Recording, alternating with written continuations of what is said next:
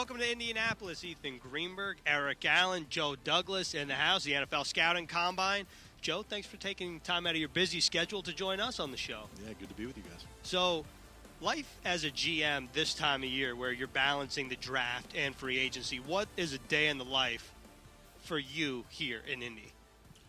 Yeah, well, just stepped foot off the plane yesterday from some great free agent meetings with our coaching staff. So hit the ground run right to player interviews. The workout schedule's changed a little bit in the last 2 years. So now we have morning interviews where it used to be strictly night interviews.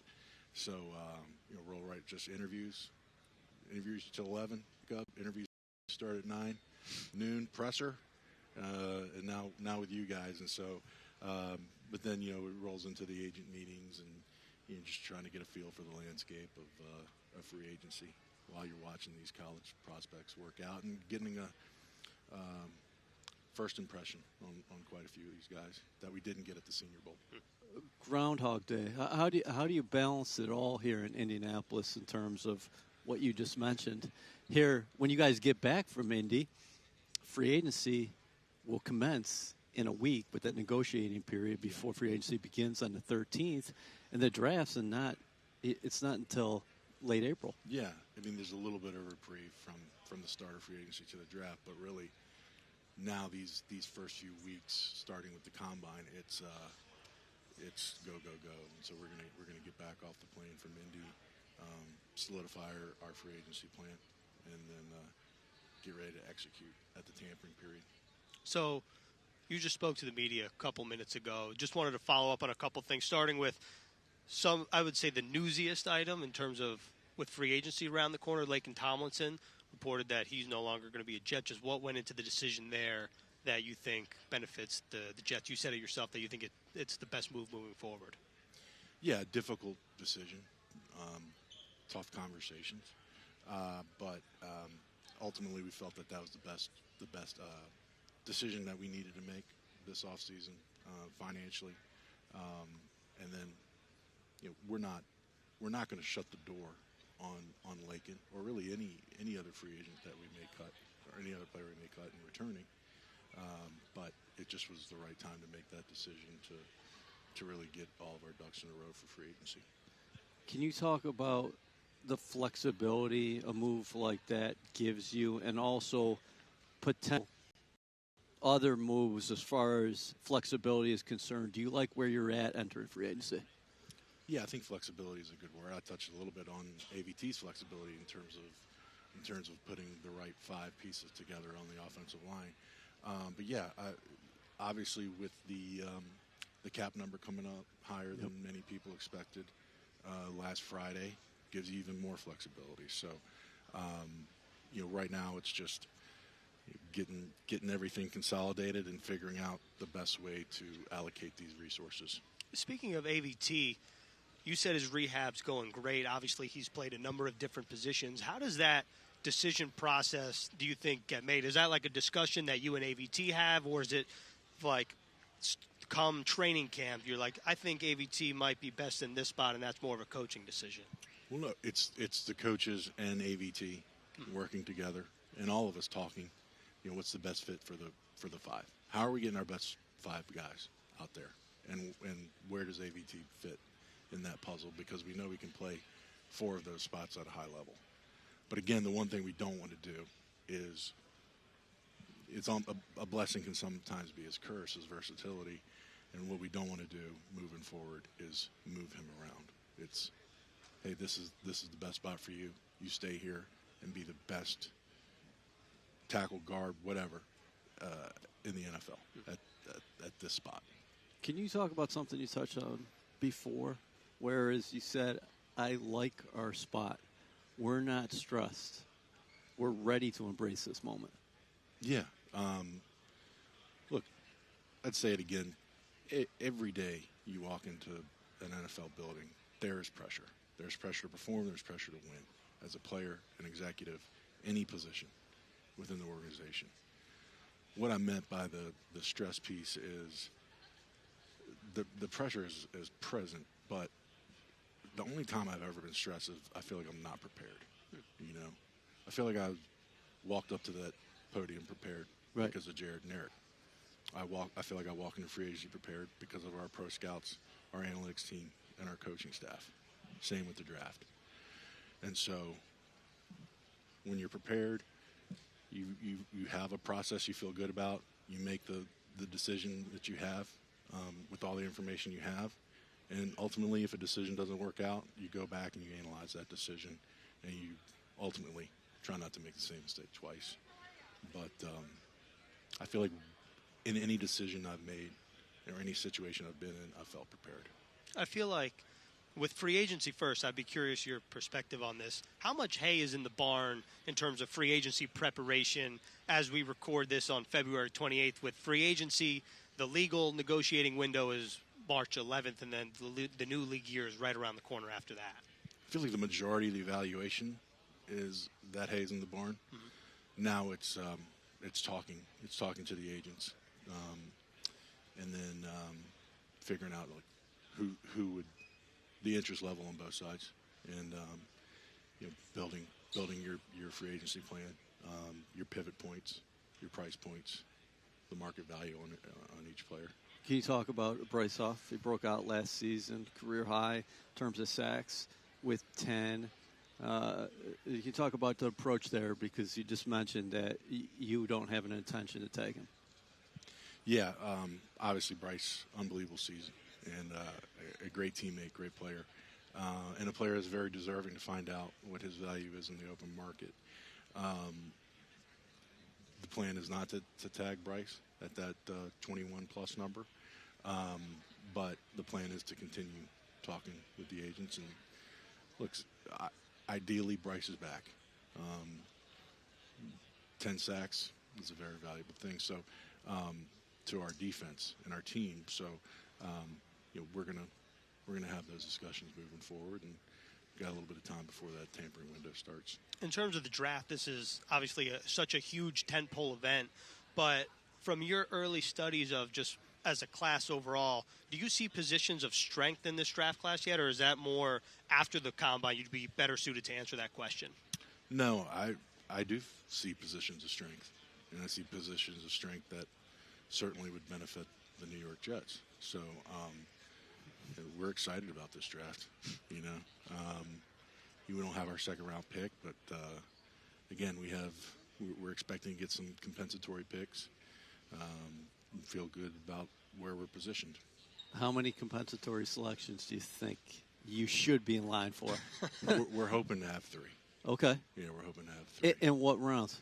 I think all in the 7th. Okay. Yeah. All right. So it's the 3 compensatory. We'll see. It hasn't been announced. Yeah. It's not official. I know we got 2. We're projecting. Okay. I love that. Don't hold me to it. So we got 2 months to go before the draft. It's February 28th. I think the draft starts April 25th in Detroit. With that being said, specifically tackles, receivers.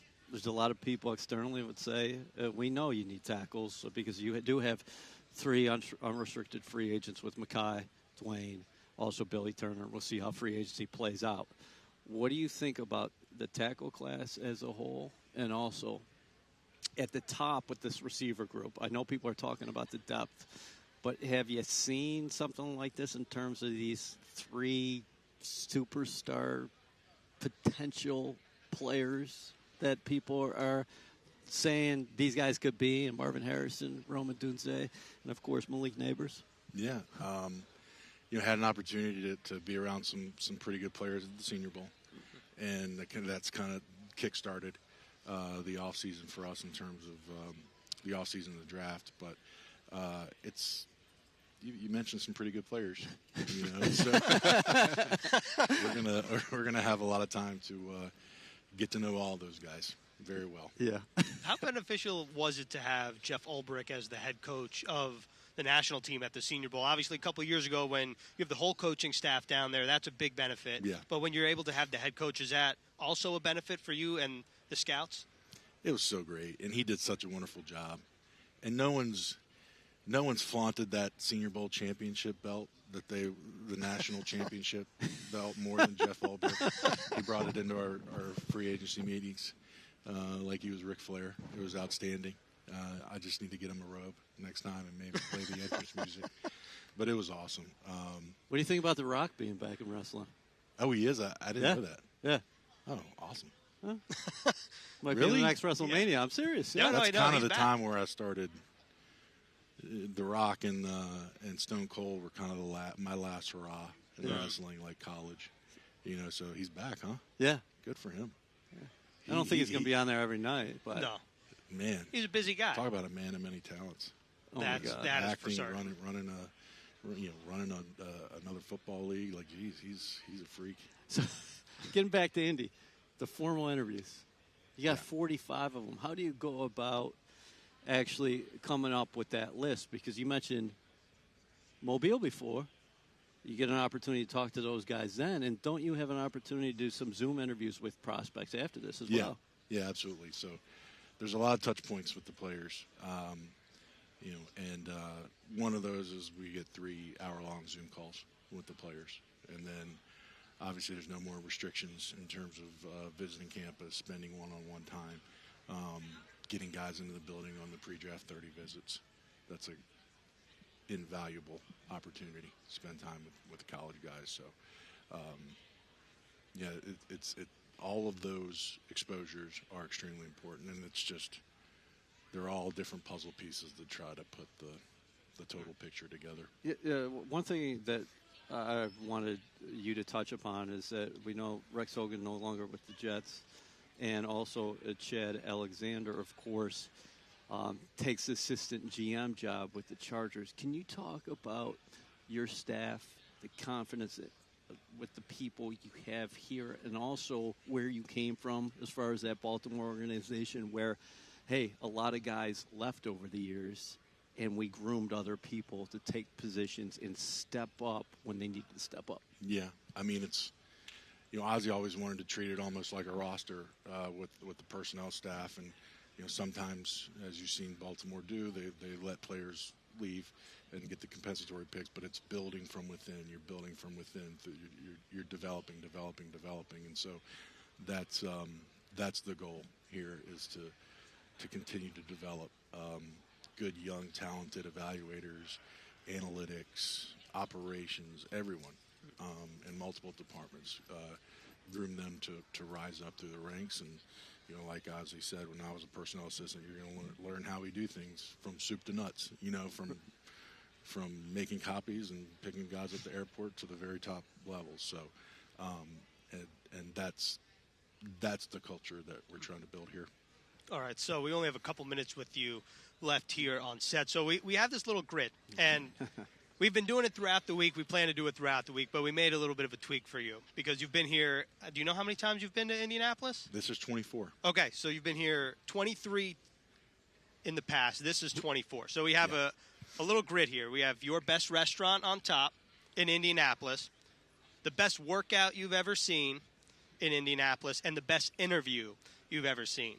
Okay. And the floor is yours. Okay, so You can write them out, or you can think about it. You can write them out. Right, you can take us through the thought process before you finalize here, because that's a Sharpie. That's not a pencil. yeah. So best restaurant surprises no one. You guys probably know what I'm saying, but it's for a specific reason. It's not because it's a Old Faithful, but it is the best place to take someone that's never been to this restaurant specifically to give them the shrimp cocktail. Okay, that's right. And tell them to load up on the horseradish. Yep. You got to tell them to load up on the horseradish because A lot of tears are coming. It's Is that a conversation not you have spicy with the enough. waiter beforehand? Like, hey, we got a rookie coming in?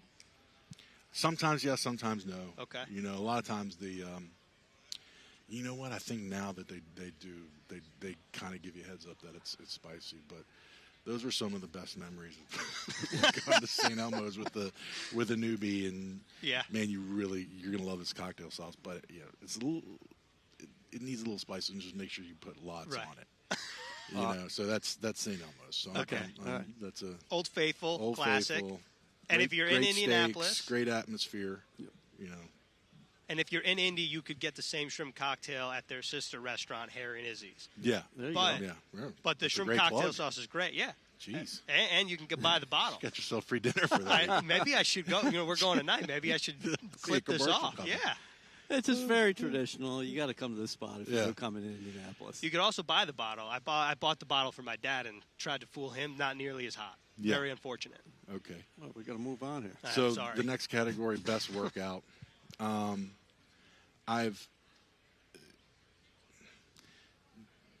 It goes without saying. I mean, the guy looked like a defensive lineman, and he may be one of the fastest players ever.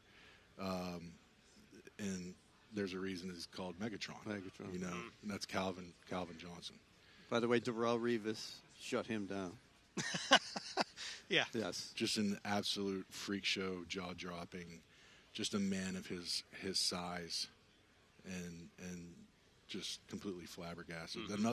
Another moment like that, not at the combine, was a few years ago, many years ago. I was at the Mississippi State Auburn game, and I kept hearing a ball whizzing through the air and making sound like a bomb going off when it hit the receiver's hands. And I turned around and I said, "Why is the defensive end throwing the football?" Cam Newton. Yeah. You know, that's a very large man. Best interview. I'm going to go back in the Wayback Machine when I was still a personnel assistant, and there's this wide receiver that was kind of the opposite of Calvin. Didn't burn up stopwatches. Right. You know, wasn't 6'6", but ultra intense. You could feel his intensity. A man of few words, but you could feel how passionate he was, how competitive he was, how much of a different level of Dog mentality. of intensity and dog mentality, and just an absolute warrior from Pahokee, Florida. Pahokee, Florida. Tough as nails. And that's Anquan Bolden. Anquan Bolden was Man, I love this. awesome. We got That's a the great pull. Old offensive lineman taking two receivers here. Wow. Hey, and this draft loaded with receivers, not just at the top. A lot of depth in this draft at the receiver It position. could be like Ethan's plug for St. Elmo's. Yeah, it could Plugging be. wide receivers. I thought best workout you might have put EA's hotel gym workout. That's a good one too. That's a good one, too. All right, Yeah. 225. How many times? What was? How many times did I do it? Oh yeah. Have you ever won 225 and just The best roughed I out? ever did, but I was a young whippersnapper, was 27. 27 That was my for Joe best. Douglas. Nice. Yeah, it's good. But did you have your shirt off? No. Yeah. That's right. That's right. That's That right. wasn't a Yeah. that wasn't a thing. Because, when we're doing interviews here, we're keeping our shirts on. Oh God. But hey, if you got good body art, flaunt it. You know, it's a personal choice. But I had to keep it like that. Our workouts were worse because we had our shirts on, but we had half shirts, which was terrible for a O&D lineman. We had like workout half. I don't know why to this day, but that was before the dry fit stuff. Yeah, and before the sponsorship, all these shirts are sponsored by Noble. I mean, it's good stuff. It was awful.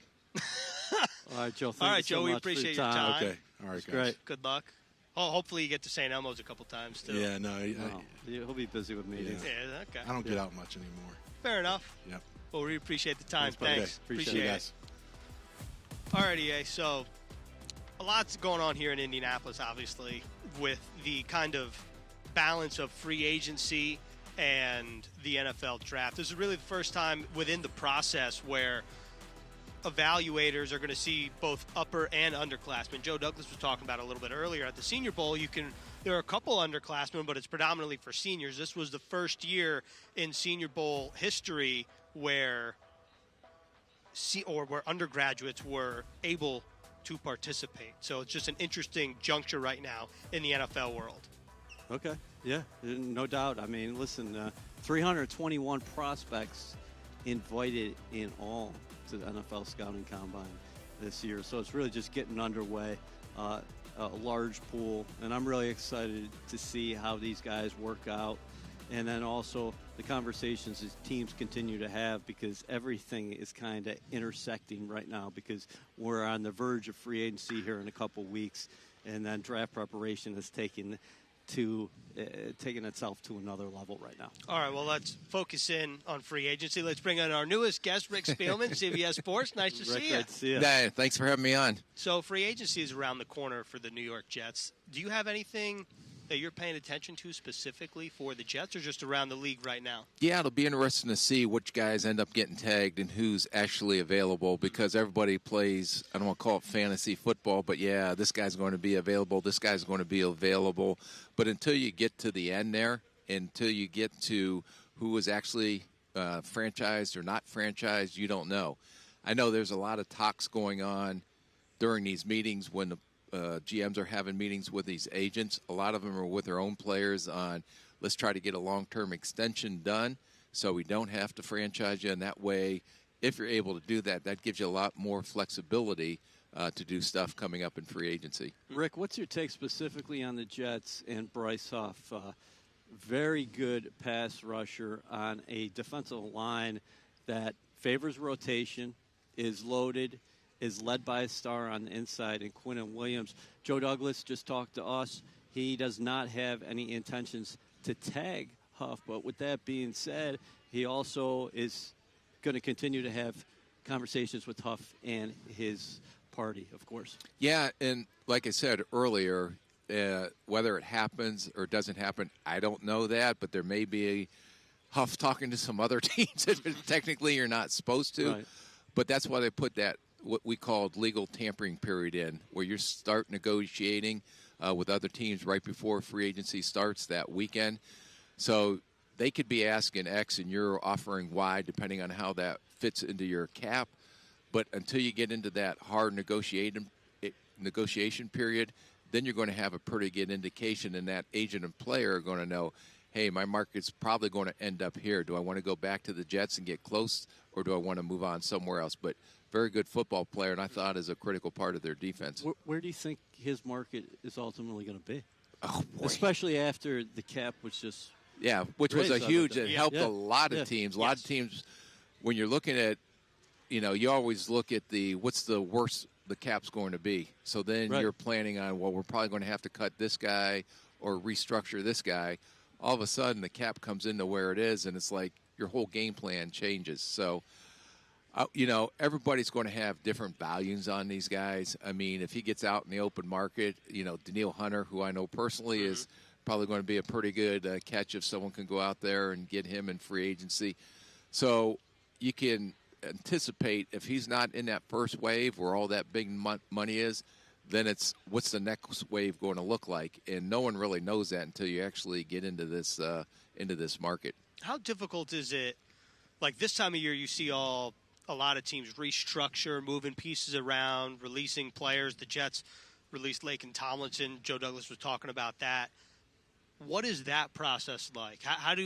When do those discussions begin? Obviously, this week and into next week is when the information comes out, but when do those actually begin, and what is just that process like overall? Usually after the season, after you have your coaches come in, we always, and most teams will have their coaches assess their team. Basically, it comes down, can we win with this guy or can't we, and is he worth the money we're paying? And the coaches aren't as heavily involved in the contract part of it, but then you go sit with your cap guy, and then you're saying, what's our pitcher look like? And if we let him go, which they did, then how much more room are we going to have going forward, and will that give us an opportunity to maybe fill a bigger need? Other thing is you got to weigh in, well, I know if we let him go, there are some pretty good interior offensive linemen in this draft class. Don't worry, we'll be able to fill that. I'm not saying that they had 12 this year. 10.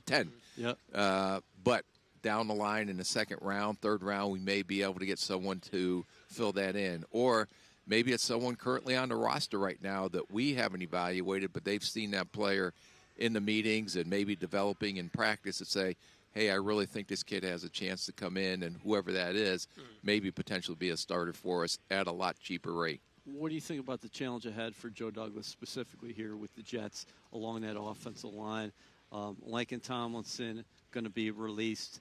He's the guy who started every game last year and played in every snap. The Jets had 13 different starting offensive line combinations. Right now, Elijah Fair-Tucker's going to come back. They're going to try to find a permanent spot for him along the offensive line, and Joe Tippmann as well.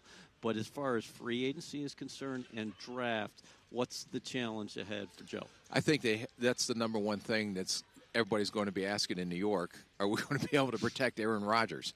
And that was an issue, I think, and even being on the media side, not knowing everything that the team knows, but, okay, offensive tackle's a major concern going into this. And then when they're on Hard Knocks and you watch some of the Hard Knocks stuff, and Coach Saleh is out there screaming about the offensive line and get going and hold up your end of the bargain. So I think that'll be a high priority for them.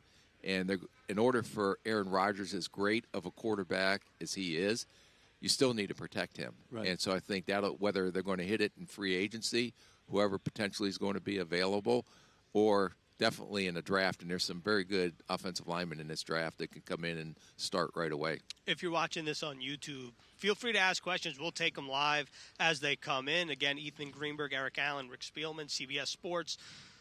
You mentioned Aaron Rodgers before. Obviously, you were a part of that division for a long time with the Minnesota Vikings. Just when you have a guy like Aaron Rodgers, four-time NFL MVP, future Hall of Famer, the talent that he has, we don't really need to go over the resume. Just when you insert a player like that back into a talented Jets lineup, in your opinion, how much of a difference can one player make? Well, at that position? At that position, specifically Aaron. Okay. Like, if maybe you guys ought to start covering the NBA because that position. I'm just kidding. That is it's the tough most for Jets fans because they saw him play 4 snaps in the regular season. And, of course, the Jets finished with 7 wins. And, I think the question is, well, how many wins could that team have had with Aaron Rodgers? So from someone who used to. And you can't predict injuries or what's going to happen, but I know when you have a Hall of Fame caliber quarterback, that can win you a lot more games than potentially they did last year. They've got I think, a very good championship caliber defense. Yep. And I think if they can add that to that offensive line, maybe get some other weapons to throw to besides Garrett Wilson. They got a really good running back in Breece Hall, who I thought should have been or could have been Rookie of the Year as well before he blew out his ACL his rookie season. Yeah, right. But now you add Aaron Rodgers into that mix. So you have that quarterback that can win you games. Now, if you can get a couple pieces around him and take care of that offensive line, who knows where it ends up. I know the Jets were the darlings of the preseason on, hey, this is a year we're going to get going. We're going to win the AFC East, get an opportunity to get in the playoffs, and let's see what happens there because we got Aaron Rodgers and some of the critical pieces that we need on this football team. Would you welcome this if you're Joe Douglas right now? Because he said, I'm not stressed about the situation. I like where we're at. He's got confidence in his roster. He's expressed confidence in his staff that we're going to be able to fill some holes. And I think we're going to go out and field a very good football team, whereas you just mentioned it. Last year it seemed like the Jets were on the front page or on the front of your social media platform every time you turn, where it doesn't feel like that this offseason. I think because no one knows how Aaron Rodgers is going to come back at that age off that Achilles. And then I think everybody's anticipating how are we going to improve this roster, But I give credit to Joe Douglas and that staff. You get Breece Hall, you get Garrett Wilson, you get Sauce Gardner. They've done a heck of a job, and I don't know if I can ever remember did both guys win Rookie of the Year. Yep. When's the last time that's ever happened? That was the third time in NFL history. The first was, I believe, the 67 Lions. There you go. And the only more recent one was the 2017 Saints with Kamara and Lattimore. Okay. So I know Joe Douglas knows what he's doing. I know his staff does a great job in the draft. It's just how can this all come together and how we're going to address our needs, because we know the nucleus of this team is ready to win. And especially it's a win-now situation, in my opinion, because of the quarterback. And once Aaron is done, then is it starting over, or do you got another young guy in place? Are they going to move on from Zach Wilson? There's a lot of questions yet. So I think with the excitement that the New York Jets fans had last year and then how it ended, probably it's like, well, we're not going to go and get all hyped up again before the season because we don't want to be as disappointed as we were last year. I don't want to go through that misery again. I'm glad you mentioned the win now because I'm curious from a general manager's perspective. The Jets, you mentioned all the young talent. They're all on their rookie contracts. You have the quarterback who's taken a team-friendly deal. He seems like he's trying to help the organization out by bringing in more pieces to win. Then you factor in where the Jets sit at 10th overall. A lot of the mock drafts right now doesn't seem like the Jets will have their pick of the litter at tackle if that's the choice they decide to go. How aggressive would you be knowing that it seems like this is the window for the Jets with the way the money is structured? Yeah, and I just remember we went through a similar situation when we brought in Brett Favre. And we were kind of, I don't want to say push all your chips into the middle of the table, but you still have an opportunity in the draft to build building blocks. So you don't want to empty that. So to move up to maybe get a Fashanu or a Alt, I don't know if that's the right thing to do because you still have a lot of pieces that you want to put in place. Mm-hmm. And as these older guys phase out, that you still want to have guys ready to go and step in so you can be competitive year in and year out. Like the San Francisco 49ers, okay, they have a lot of flexibility because of the contract of Purdy. So they can go out and make some of the moves that they made, the trade for Christian McCaffrey, the Chase Young last year. They went all in, but eventually they're going to have to pay that young quarterback, and then you're not going to have the same type of flexibility, so you better be hitting on your draft picks because those are the guys that are going to help fill some of those needs in the future. Everybody's going to be looking at the quarterback position to see where those dominoes fall come draft weekend. What do you make of this year's class? And for a Jets fan, what should they be rooting for in terms of those top 9 picks? That those quarterbacks go, and that maybe a fourth one sneaks in there. I don't know if that will happen, but 3 are going to push good players down. Marvin Harrison Jr., you're not going to see. That's going to push another good player down. Right. So it'll see after those 3 or 4, if there's no movement or trades up in that area, then who becomes more aggressive to come up and go get somebody. And when you're sitting in that draft room, those are the decisions that you have to make. If you're sitting there where they're sitting and it's like, okay, we want this guy. But if we lose him, someone jumps us, then are we going to be like throwing up in the corner of the room because we didn't get the guy that we coveted? Or is there another alternative? Or do we trade back to get more picks and then we would be happy with this guy too? So you kind of go through all those scenarios. I always took the philosophy of my first draft was Adrian Peterson. Wow. And I remember sitting across from our ownership group, and they're saying trade up so we can go get Adrian. And you have to know the needs of the teams in front of you and the threats of the teams behind you that may jump you to go get maybe a guy that you coveted. And I sweated it out. I thought that was going to be my only draft with the Minnesota Vikings. And it turned out fortunate that he did fall to us. We didn't have to move up to go get him. So, but that's the thrill of the game. That's what the GMs love, to anticipate those moves, just like a coach does out on the field or a player does. But that's when a GM really shines, is knowing strengths and weaknesses of each team. Do you have to trade up, or can you trade back and still get the guy, or just stay there and hope that he falls to you? How difficult is that? Because a lot of people here have been talking about Joe Alt and are wondering, a couple of Jets fans have brought up the possibility, hey, maybe move up and get a Joe Alt. Or is Fashanu going to be on the board if you stay there at 10? And how about these receivers? But also, okay, here we are at 10. Well, maybe I can move back also and get somebody I like where maybe there's a cluster where I'd be comfortable with. How difficult are all those scenarios when they're actually played out on draft day? I wouldn't say difficult. That's the excitement of the draft. Yeah. I mean, like those are all those are all the scenarios that you go through in your prep. So I always try to put us in the worst possible case scenario. We can't trade out. Right. Everybody took everybody we loved. Yep. What are we going to do? Yeah. And usually it doesn't end up like that, but sometimes it does. But you better be able to react, because you're not going to have discussions when you're on the clock. You don't have time to have discussions. So you better go through those worst-case scenarios. Yep. But that's understanding if we didn't get one of those top 2 tackles. Are we good with any of these other guys if we had to trade back? Maybe someone wants to come up and get a pass rusher. maybe Dallas Turner or Latu, if he passes through the physicals, or Verse is still sitting there and someone gets aggressive to come up and they give you something that you weren't expecting. Right. We can still move back, still fill a need with a good player that we really love, and get extra draft picks as well. You've been so gracious with your time, and I know we got to get you out of here, but I have a real quick one. Left tackle, right tackle. How do you as an executive look at that as far as if you have needs at both positions? I think a lot of that can be determined, like let's say a Mims or a Guyton. Right. Okay, both really athletic guys, played on the right side at Georgia and Guyton at Oklahoma, right. but they have left tackle feet. Okay. So you go out during the pre-draft process. Maybe you go do private workout. I know you played on the right side. Send the offensive line coach down there, work with him on the left side, see how big of an adjustment that can be, and maybe you find a left tackle that way if you don't get one of the top two. That's a great point. You've been so gracious with your time, to EA's point. We really appreciate it. Thanks for coming. Enjoy the rest of your time in Indianapolis. Make sure to get some shrimp cocktails. Okay. Thanks, guys. Thank you so much. Appreciate it. EA, just to go off your point. Rolling on here. Yeah, real quick, though.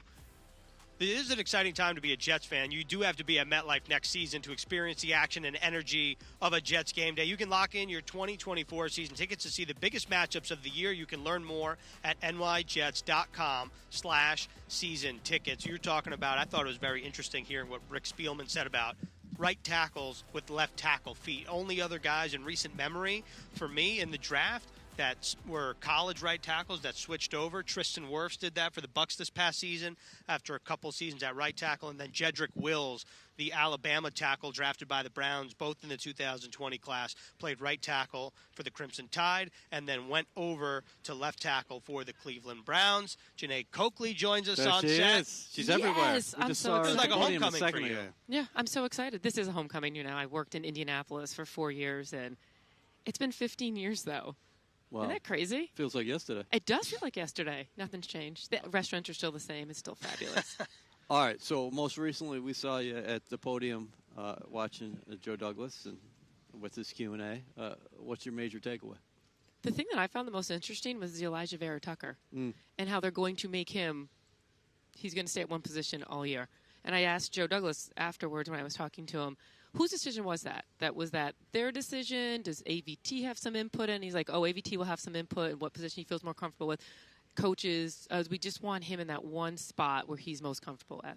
So I think so far on the show we've talked a lot about like external guys. Rick Spielman was just sitting where you were. We were talking about potential free agents and whatnot. And the one thing that I'm curious is, like, we haven't really spoken about this yet. You cover the Jets just as much as we do. The Jets have 21 unrestricted free agents. Bryce Huff is the biggest of the bunch, absolutely. After that, you're looking at guys like Jordan Whitehead, Ashton Davis, Chuck Clark, who never actually took a snap with the Jets. He's a free agent. When you look at the list, like, where or who are positions that you're looking for that you think could be key contributors for the Jets next year who have expiring contracts? Well, like you just said, Jordan Whitehead, I think he plays more of a key than people think he does. He's so crucial in that role. And in the secondary, they are so comfortable with him. If you talk to DJ Reed, if you talk to Mike Carter, if you talk to Sauce Gardner, they say Jordan Whitehead, and he's had that next step up. So I think he's crucial. Ashton Davis, like you said, they kind of play the same. You know, they're in the same role.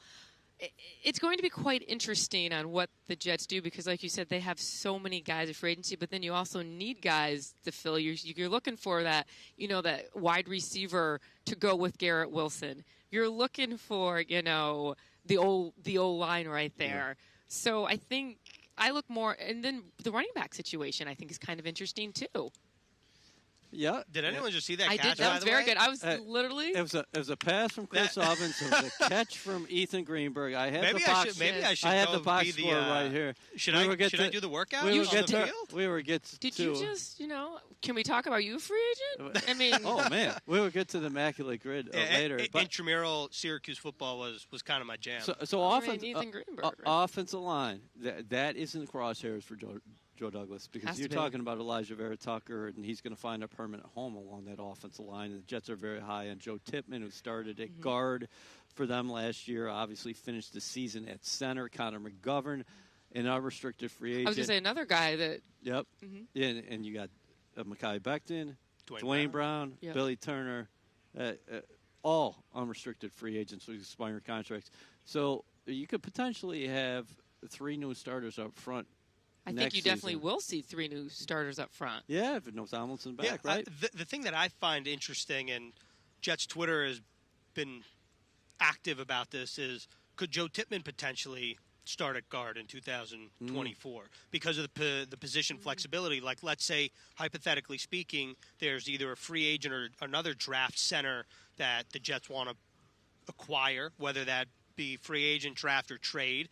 Could that end up being what looks like the best 5, where AVT and Joe Tippmann are both at guard? And I think it's possible. Granted, I think there's a lot of dominoes that need to fall before that happens. We do have a question, I think we should take it now on YouTube, from Ryan Gresham. He says, well, it's not really a question at the beginning of it. He says, I want Mike Evans as wide receiver 1B or Calvin Ridley at wide receiver 2. Thoughts on a third weapon on offense besides offensive line? I kind of agree with the Mike Evans. I mean, we just mentioned that. I definitely think you need that wide receiver 1B to go with Garrett Wilson because you have your 1A for sure, and you need to open that up. I also think a tight end position, Tyler Conklin, he looks well. He looked good. Jeremy Rutgers, I think you get another tight end in there that, could do some damage. And like I just said, the running back situation.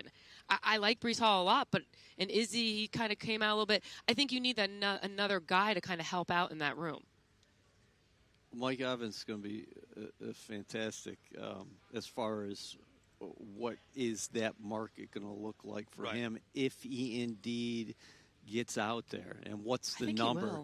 Because he gives you flexibility. Anybody who is going to bring Mike Evans on board is a guy who flourished last year playing with Baker Mayfield. Baker threw for more than 4,000 yards on the outside, and he kept up a great attitude throughout the year. I know a lot of people, when the Buccaneers came and practiced with the Jets here in the summer, thought Tampa had no shot as far as being that competitive team that they were. They ended up advancing to the second round of the playoffs, and they gave Detroit quite a tussle. And look what they did the second half of that season. I think they've won 5 of their last 6 games.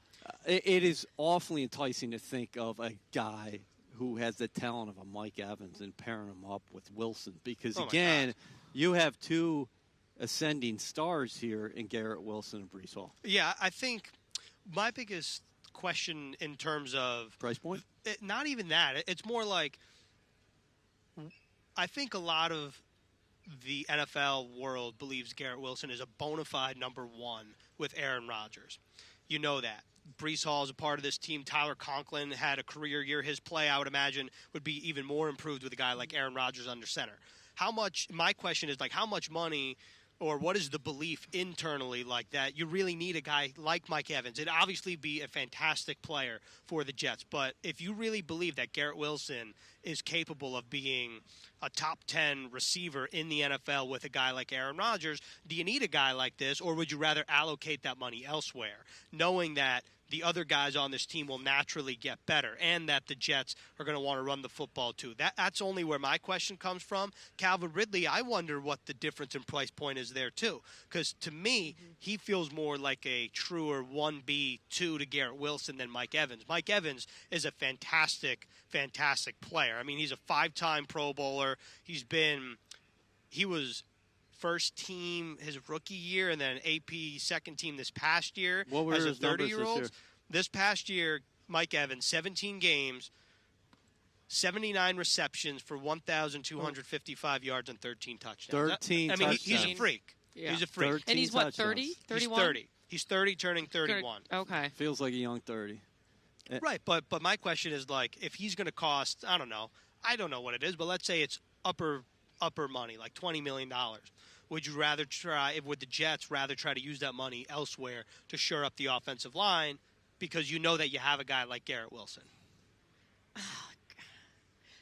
Oh, gosh, that is a tough question, but if you put a Mike Evans out there with a Garrett Wilson, it'd be freakazoid. That's what I'm saying. And then you have an Aaron Rodgers back there who knows the protection and knows. Think if he has those 2 weapons, and then throw in Breece Hall. I think you go. I think you pay Mike Evans you pay a guy like Mike Evans the money, and team him up with Garrett Wilson. Because look what Garrett Wilson was able to do without that number one. I'm not so caught up in the 1 and the 2 and the 3 as far as the receiver position is concerned. Garrett Wilson, he's a stud. 1,000 receiving yards in each of those first 2 years. And how many different quarterbacks? Yeah, only Jet who's been able to do that, and he's such a cerebral football player as well. Not only does he get after you physically, but mentally he can embrace any challenge. So he's comfortable playing inside. He's comfortable playing outside.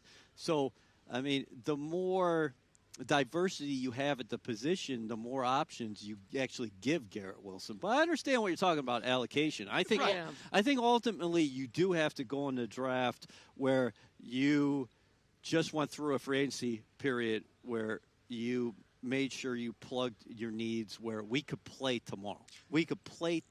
And Calvin Ridley, after 1 year out of the NFL for the Jags, also started 17 games, 76 catches, 1,016 yards, and 8 touchdowns. So it'll be interesting. But also, this is the crazy part. Calvin Ridley is 29. Yep. He's only 29? He's 29 years old, and he was drafted a couple years after Amari Cooper, who is also 29. So I feel like Mike Evans is – I don't know. I feel like he plays younger than they do. Isn't that weird? I don't think it's weird. I mean, his numbers are incredible. He's been so consistent for so long. We have another question, and please keep firing off the questions on YouTube. It's, do the Jets have a chance with getting Brock Bowers, the Georgia tight end? The short answer is yes. I mean, they have a chance. Do they take him? Right. That is the bigger question. And I think that looking at mock drafts, the Brock Bowers projection is anywhere as early as 5 and as late as 16 to 20. So I feel like it comes down to how much do you value the position, and also like how much of a unicorn is he? Because I was talking to Brad Spielberger earlier, and we were just kind of rattling off top 10 picks from tight ends of recent memory. You got Kyle Pitts, T.J. Hawkinson. I think Noah Fant was a guy that was drafted in the first round. He might have been a top 10 pick, too. It's like, well, how much do you actually value that? Eric Ebron is another guy. It's like, how much is that valued versus, obviously, the thing we don't know in this scenario is who else would be available at that time. Yeah. Number one, I would say, I think he's definitely going to be, not definitely, I think likely he'll be available at 10. And also, I loved your point, Janae, before about Tyler Conklin. I think he ended up with a career-high 61 catches last year, playing with 4 different quarterbacks. And Aaron Rodgers likes to throw to tight ends. He'll get the ball to anybody.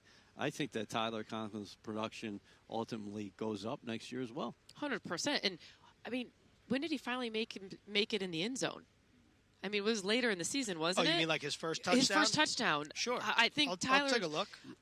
And again, like you said, if you have that one consistent quarterback in Aaron Rodgers, I just think Tyler Conklin, that tight end position, but again, you add Brock Bowers.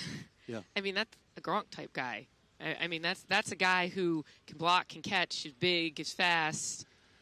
You put him in the mix. Yeah. But again, you also need that O-lineman. You need a tackle. I really think he's going to be there at 10 just because you're going to see a run on quarterbacks. We always do. These receivers, they're going to go off the board quick this year, the top 3 anyway. And then those top 2 tackles, it sure seems like they're likely to go in the top 10. I think the biggest question is, will there be a defender selected 1 through 9? Because not a lot of mock drafts have that. Oh, wow. I didn't even think about that. And as for Tyler Conklin, unfortunately, he did not find the end zone in 2023, which seems kind of bizarre. I feel like he fell right at the end. He fell right at the end. You could be right, but if you're right, then Pro Football Reference is wrong. Well, I mean, I'll go with them, fine. Okay. Go with them. Okay, Janae, so this is what we have here. Yes. We've been asking everyone to come on set minus Joe Douglas because he can't really answer this question. Their perfect Jets or ideal Jets offseason, where we have 3 columns here where you have to select a wide receiver, or 3 rows, should I say. This could be free agency or the draft. A receiver, an offensive lineman, and a position of your choice. That could be double down on one of these, or it could be anything, and then you have to sign it so we make sure that no one knows that we said that was you. Yeah. Okay. And that's it. Sounds simple enough. I feel like we kind of did something like this last year about free agency, and I was so wrong. That's fine. It's February 27th. We asked, it's okay. I Things don't are remember change. what you said, but I remember that we were asking everybody who they think the quarterback of the Jets mine would be. was not Aaron Rodgers. It was not? No. I said he's not going to come to the Jets. Silly I didn't me. remember that. Oh, you just outed yourself. I did out myself. I'm saying I'm not very good at this game. That's okay. Well, what if we already mentioned these guys, though? That's fine. That's fine. That's even better. So you're going Mike Evans. Mike Yes. Evans. Okay. And why Mike Evans specifically? For sure. Because you just read his stats off. Yes. I think he'd make a very good compliment to Garrett Wilson and put their skill sets together. And I think the Jets need that guy to go with Garrett Wilson. Okay. And I think Mike Evans is, again, he's been in the league long enough. He's young enough. He can get the ball. He can get open. And, again, mention his stats again. Oh, okay. Yeah. Well, let me pull them back up while you answer the 10, offensive Yes, line. sorry. 10 touchdowns last Now, year. Give me his career. Wait, did you just want last year, or did you No, want give me the his- whole give me year? his career. I want his career touchdowns. Okay. All right. Before, do you want to take a guess? He had, 13 last year? He had 13 last year. He's been 13. in the league since 2014. So I'll give about 10 a year. So that would be I think he's probably. So he's been in the league. I'd say. Are we saying 100 touchdowns? 10 seasons in the NFL, 154 games. Holy. Oh, I thought you said No, 154. 154 games, just to let you know. Okay, so one So every other game. Let's give him 80 touchdowns. Okay, 80 touchdowns. Janae, you going more or less than 80? I'm going more than 80. Okay, how many do you think he has? EA's going 80. That's a low end. Okay. I'll go 96. Okay, if this was The Price is Right, you'd be wrong, but you're very close. It's 94. Oh, so you would win, but Yes. just because I went over. Yeah, well, that's but all right. 96 is pretty close. That's very. Yeah, and then That's what I'm saying. I mean, the guy can just produce, and you put him with Aaron Rodgers and Garrett Wilson. I think you got. Oh, now you're going Joe Alt. Oh yeah. Well, Joe Alt. was I supposed to not go yet? No. You Okay. go. I'm just paying attention to it now. So thirdly, pick anybody you want. It could be any position, It could be a re-signing. Are you going a re-signing? No. Okay, I don't know how to spell his last name. that's fine. Just joking. I'm getting added to the team. I was going with you, Ethan. I want Brock Bowers. Wow. Okay. This is our or we get to pick anybody we want, right? Yeah. This is if Go for it. he falls. Wide receiver, tackle, tight end. Tight end. Yeah.